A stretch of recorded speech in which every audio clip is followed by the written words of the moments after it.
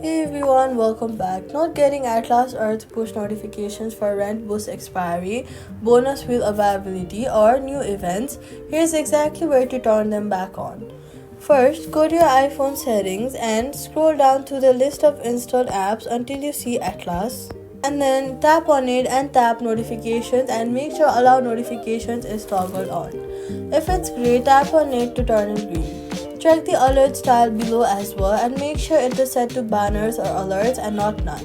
Since a none setting means notifications are technically permitted but nothing ever appears on your screen.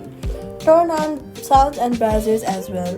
Now go back and then scroll back up or go to focus directly from search.